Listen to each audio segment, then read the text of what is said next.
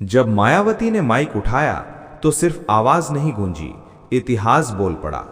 सत्ता के गलियारों में सन्नाटा छा गया और भीड़ में बैठे लोग रो पड़े, क्योंकि उस दिन मायावती ने वो सच बोल दिया जो लोग सालों से अपने दिल में दबाए बैठे थे।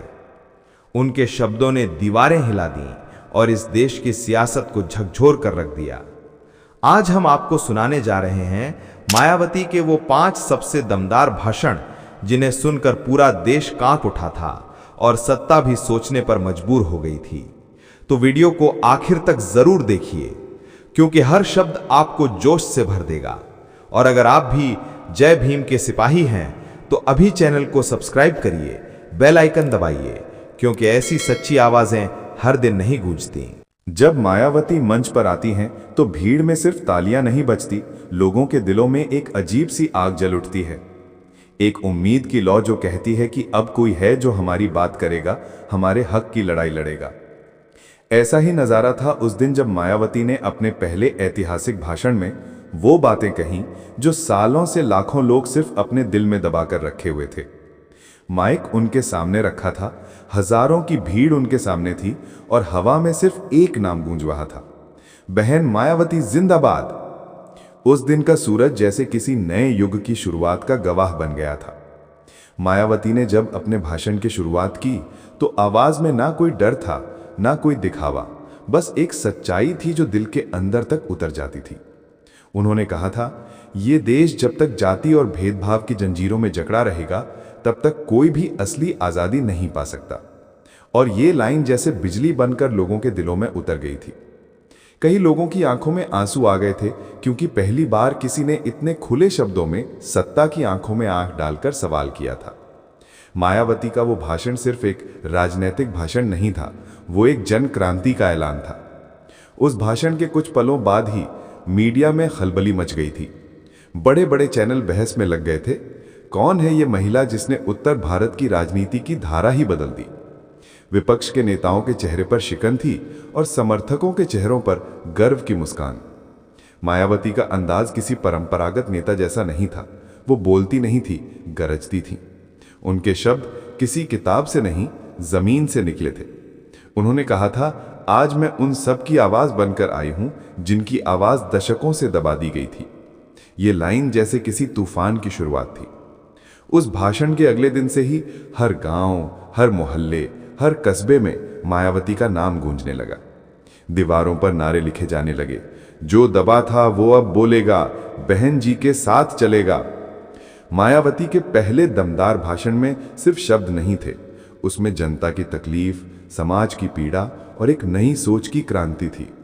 उन्होंने साफ कहा था कि जब तक समाज में बराबरी नहीं आएगी तब तक लोकतंत्र अधूरा रहेगा। ये लाइन सुनकर कई लोगों के दिलों में एक सिहरन दौड़ गई थी। किसी ने कहा, ये औरत नहीं, तूफान है। किसी ने कहा, आज लगा कि हमारे पास भी कोई नेता है जो हमारी बात करेगा। उस दिन का माहौल कुछ ऐसा था कि बुजुर्ग महिलाएं भी रो पड़ी थी। युवाओं की आंखों में जोश था और मायावती का चेहरा आत्मविश्वास से भरा हुआ था। भीड़ में एक बूढ़ा आदमी खड़ा था जो शायद पहली बार किसी सभा में आया था। उसकी आंखों में आंसू थे। वो बोला, बेटी ने वो कहा जो हम बोल नहीं पाए। ये वाक्य मायावती की राजनीति की जड़ बन गया, क्योंकि अब वो सिर्फ एक नेता नहीं, एक प्रतीक बन चुकी थी। मायावती का यह भाषण उस दौर में आया जब लोग राजनीति से उम्मीदें खो चुके थे और बहुजन समाज टूटे सपनों के बीच अपने अस्तित्व की लड़ाई लड़ रहा था।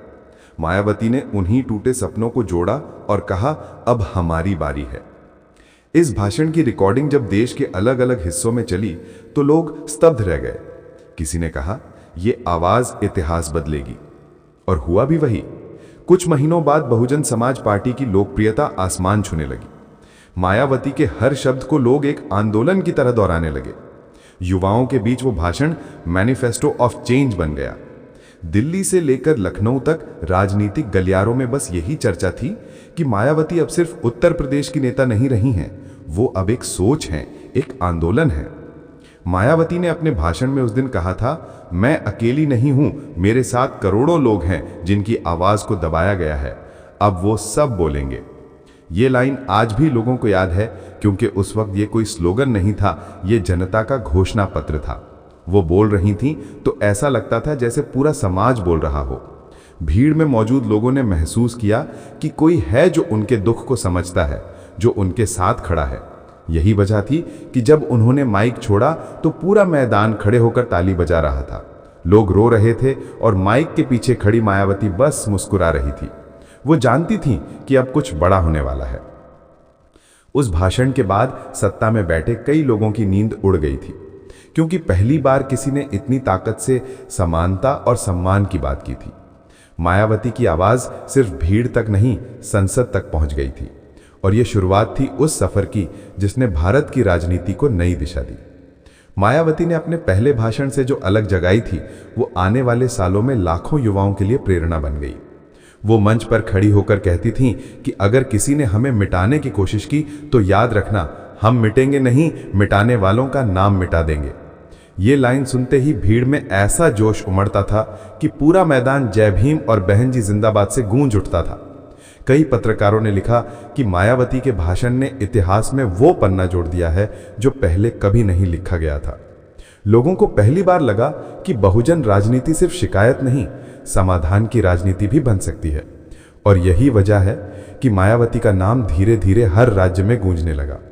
उनके भाषणों में ना कोई नफरत थी, ना बदले की भावना, बस सच्चाई थी, आत्मसम्मान था और एक ऐसा इरादा था जो किसी भी सत्ता को झुका सकता था। इस पहले भाषण के बाद मायावती ने जो तूफान खड़ा किया था, वो अब थमने वाला नहीं था। इस भाषण के बाद लोग उनके हर शब्द का इंतजार करने लगे, हर रैली में भीड़ बढ़ने लगी और मायावती अब जनता के दिलों में बस चुकी थी। उनका अंदाज एकदम सीधा था, जो सच है वो कहो, और इसी अंदाज ने उन्हें बाकियों से अलग बना दिया। और अगर तुमने उस भाषण की रिकॉर्डिंग नहीं सुनी तो सुनना जरूर, क्योंकि वो सिर्फ राजनीति नहीं, इतिहास की आवाज है। उस दिन मायावती ने सिर्फ भाषण नहीं दिया था, उन्होंने एक आंदोलन को जन्म दिया था, एक क्रांति को जगाया था जो आज भी लोगों के दिलों में धड़क रही है।